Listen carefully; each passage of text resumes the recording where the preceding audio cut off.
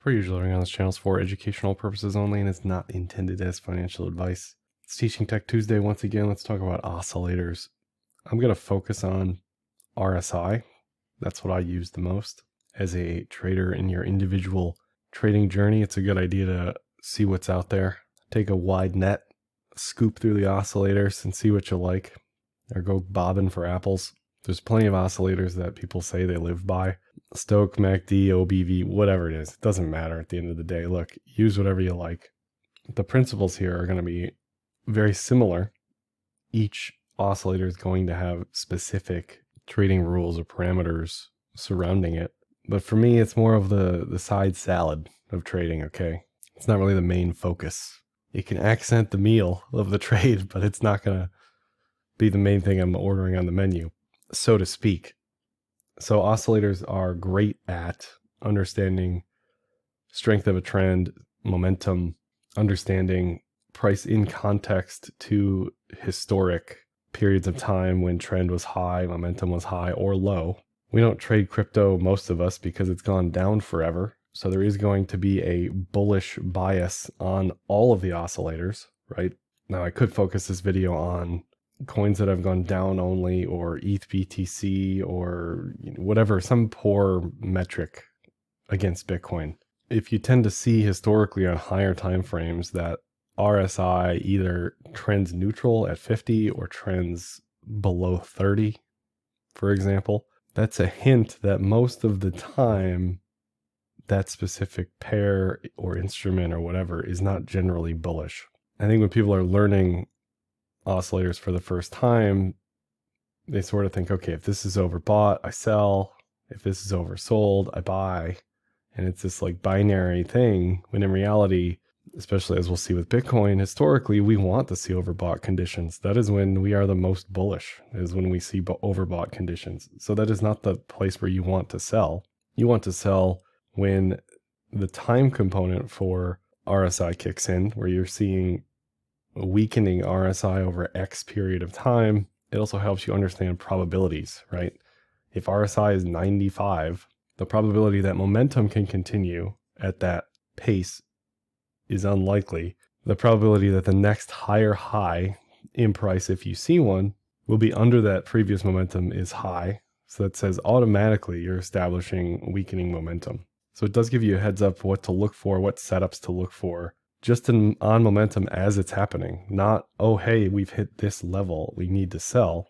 Especially, again, in crypto, as we trend extremely hard for an extremely long period of time. So it's taking a step back and assessing the trend as it's happening versus saying, oh, we've hit the magic level, I'm out, right? Or whatever. People can trade it however they want to, but I'm telling you, historically, it's been beneficial to hang on while things are trending. So of course that would lead you to reversal risk, looking for things like divergences. I did a whole video on divergences, so I won't spend too much time on that, but you do need to know what to look for there because it keeps you out of trouble. It certainly kept me out of trouble on this recent high at 48K or whatever it was. I'll get to that in a second. And something I never talk about but have mentioned is if you find that an oscillator is too noisy, you can always double the settings, double the time frame. By doubling the settings, if RSI is a 14-day RSI. If you double the settings, you're doubling the time frame effectively. For crypto, much like for the crypto cloud, if you want to look at the monthly RSI on a daily time frame, you can just change the RSI to 30, give you a slightly smoothed out viewpoint.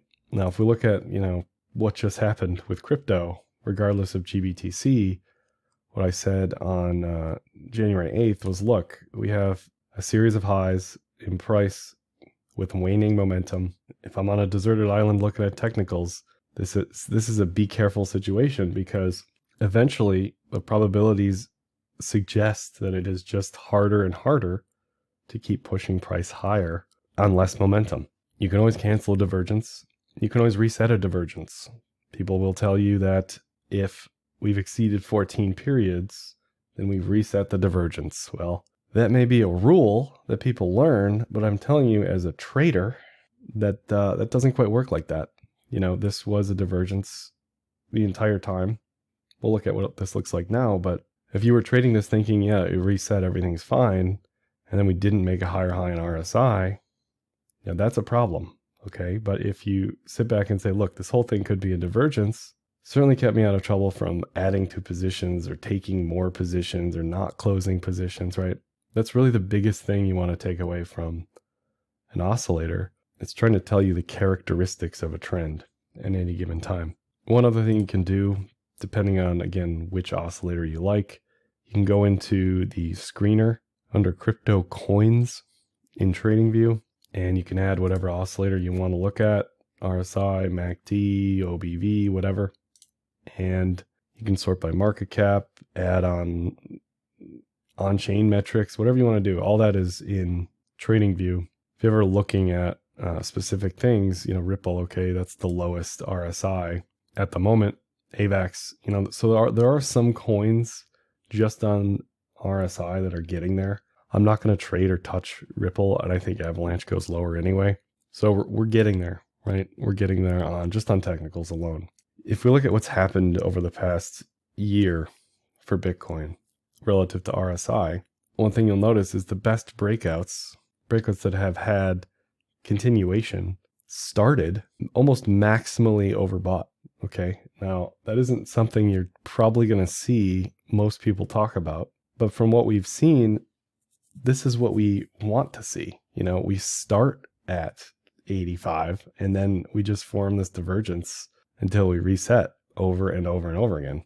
The worst performing moves in 2023 were moves where we barely broke out above 70 on RSI. If you look at the 28K break, we were immediately way overbought, quote unquote, overbought, right, on RSI, but it really kickstarted momentum for the entire trend. So you should never just look at this and say, oh, RSI's at 85. I got to close, at 21K, for example. So don't fall into that trap. Something else you'll notice on the daily for Bitcoin, RSI rarely gets below 30, rarely. So we are certainly approaching that point. I think we will hit levels below 30. And again, this is probabilities. This doesn't guarantee a bottom. Look at all of 2022. RSI sort of skipped along the bottom in the 30s, and the trend just continued the whole time. But what the oscillator will do is tell you where there are extremes in momentum to the downside, especially if something like Bitcoin has historically had a bullish bias. It'll give you very rare signals of extreme oversold conditions. So just in this example, if we were to see an edge-to-edge tap at like 34, 33 with RSI at 20, okay, and I was short, that's a pretty good sign to say, okay, maybe it's time to take some off here, just as an additional check, a sanity check that says, yes, we are extremely low on momentum. And historically, we don't stay at those levels for momentum. Doesn't mean you won't see continuation, but just a good check on what's going on. If we look at 2019 and 2020, again, the same thing. The best breakouts on the daily, I'm just looking at daily cloud breakouts, but the best breakouts were times when RSI was already straight to 85, right? April 2019, great run. Early in 2020, basically flat. Then we had COVID. Mid 2020, basically flat. At post-halving in 2020, RSI immediately shoots to overbought, okay, and just stays there the whole time. Now we get an extreme bearish divergence at the very end, but if you were selling up here at 14, just based on RSI, that's not really helpful. So it's not really the number that tells you much on RSI. It's kind of the trend, the characteristics of the duration, what's going on here, right? 2015, 2016, 2017, same thing. The better breakouts very quickly went to overbought and stayed there. That's really what you want to see. Zooming out on the weekly, always a good idea to get the lay of the land if you have enough trading history. I'll look at Sol and Bonk, and I'll talk about some other stuff at the very end. But again, you'll notice Bitcoin's RSI on the weekly most of the time has stayed above 55. So even in the current environment, we really don't want to drop below 55 if we expect continuation. And only 3-4 times has the weekly RSI dipped below 30. So going forward, if that changes, if RSI stays in the 50s, doesn't get overbought, that changes likely the characteristics of what price looks like in the future. So we're not quite there yet, right? I just say that with the addition of ETFs in the market, things might look differently going forward. But if we continue to trend as hard as we have trended historically, you want to see us overbought. You want to see us in the 80s, okay? For Bitcoin, that's normal. And we'll see what we look like at weekly 55 on the RSI. For ETH, less data, but it also has trended less in those extreme overbought conditions. Really only two places where that's happened, 2017 and end of 2020, beginning of 2021. Again, very rarely hitting negative on the weekly RSI, and recently just barely got overbought. Really could not hold those overbought levels. And ETH tends to top out in the 90s as far as momentum, and then you got your divergences. So we're not even close to any of that yet on ETH. Something else I've noticed with the oscillators, you can see channels, you can see patterns, all of that sort of TA that you can apply to price and candles, you can certainly apply to an oscillator. Currently, we're in this curling channel, right? That's directionally heading towards oversold. And I suspect we will bottom. There will be a bottoming process where we break through this channel just by effectively going sideways over time.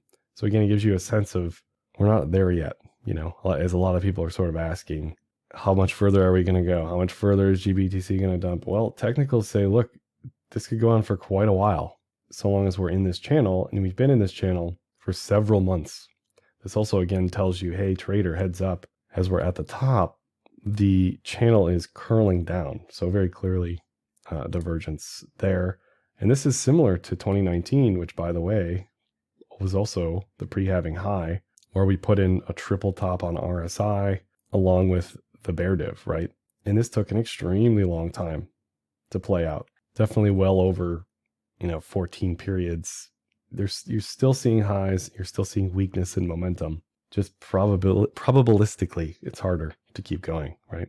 And maybe you wanted to think of that as some sort of head and shoulders. That's fine. But again, it's telling you, look, on July 15, 2019, this trend was in trouble just based on momentum. If you weren't sure based on the divergences, by the time it breaks 50, by the time the head and shoulders breaks down on RSI, definitely says, look, it's time. It's time to get out.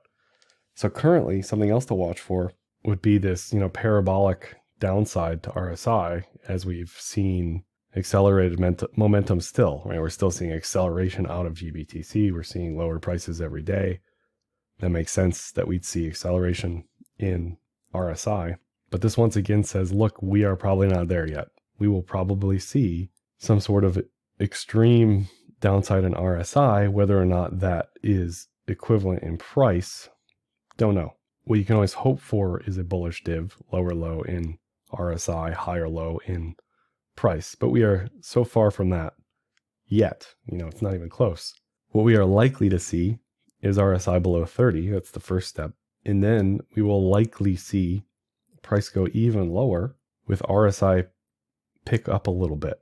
So maybe that's RSI maxing out at 28, pulling up to 32, something like that. That is a bottom to trade based on technicals.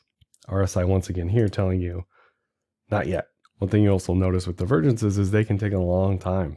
This took 6 months, okay? Continuous highs. So just because it's been a while, and you don't make a higher high, yes, it's still a divergence. It will trade like a divergence, okay? I don't care what the rules are. I'm telling you, we see it all the time. This is what happens. Sometimes, like the head and shoulders example, you get this pattern that sort of emerges, the pseudo pattern, I guess, where price doesn't really break anywhere until we're out of that pattern. So there are rare instances where the pattern on RSI may be more relevant than price itself for signal. Here you certainly had falling wedge in price at the very end. You had a bullish divergence at the very end.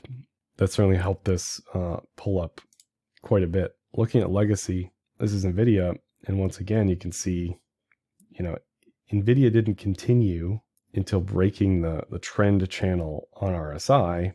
And you can see at the very top, there were plenty of divergences, plenty of times when it tried to break down and it just didn't, right? Once again, the trend channel on RSI may make more sense relative to price than what's going on here. Now you could say, well, there was a flat top at 500 or whatever, but it continued to hold up even with this attempt at RSI to pull it lower. It just didn't go lower, right? So we may see that with Bitcoin as well.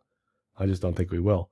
Here's another great example. Here's a bunch of chart puke. This is S&P in 2023 and 2022. Heavy ranging, extremely heavy ranging. But the whole time, this trend channel on RSI continued to the very end, right? And then you had a series of rising wedges. The last one finally broke down.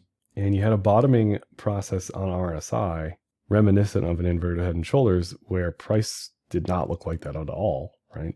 And a way to trade that would have been, look, if we breach X horizontal level, regardless of what price looks like, we know what inverted head and shoulders trade as. So one way to treat that would be a bullish reversal. It certainly helps that it's above daily cloud at that time, above the 200-day moving average. So there's all sorts of confluence on your side here, but this is the type of thing that you want to look for.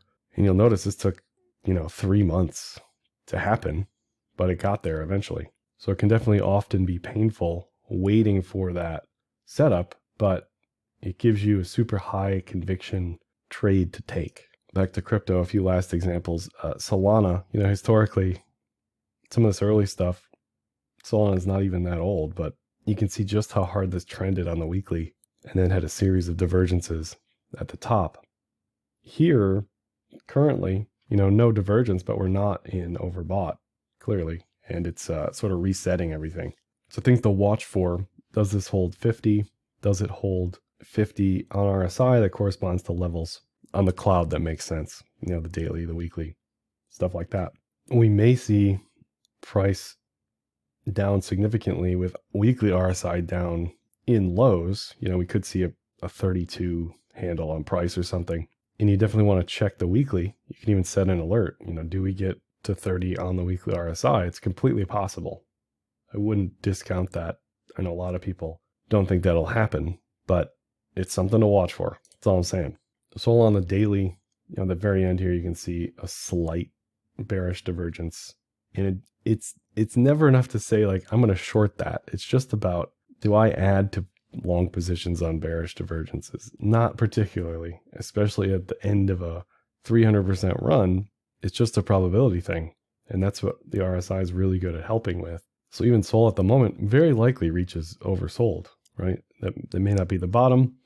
That information may not be super valuable at the time, but historically, based on probabilities, that is a much better time to jump back in the market or to try to take longs than as we're on the descent, right? Show me oversold first, and then we can talk. Show me a pattern, show me anything, right? Because right now, we're just kind of in no man's land based on a bunch of different metrics, and that just doesn't really make sense. Now, inevitably, there's going to be people asking about, lower time frames and alts. Of course, you can look at anything on any time frame. You just have to keep in mind the signal is going to be much noisier, especially with different oscillators on lower time frames. Just because TIA, for example, hit an all-time low in RSI doesn't necessarily mean that I think the low is in, on the 4-hour. So you definitely have to be super careful with alts in general and oscillators. And I mean, Bonk on the daily is a great example. Bonk on the daily with RSI looks like weekly charts, right? That's how hard this was trending for an extremely long time. Months this was trending. The time to trade this stuff is when we are in the overbought. Again, look at this daily breakout immediately in the 80s on RSI. There's going to be a lot of people giving it all back here when we're below the daily cloud, RSI's in no man's land, and it just doesn't make sense, right? Clearly tons of divergence on this thing on all the way up. That's fine, right? But again, probability. This is about probabilities. Where's the pendulum swinging? Pendulum is not swinging in a bullish direction here. So the bottom line, what do oscillators what are they good for? Are they going to tell you go long, go short? No, they're going to help understand strength of trend, momentum. Is it a good idea to add to a position, to take a position? It's a sanity check. Definitely belongs on every chart you trade. You don't need 5 of them. Just pick one you like, understand what it is, understand the limitations, understand the historic levels of importance for whatever you're trading, and it should help you make better trading decisions. That's all I have for this one. Like, dislike, comment, share, subscribe, and happy trading.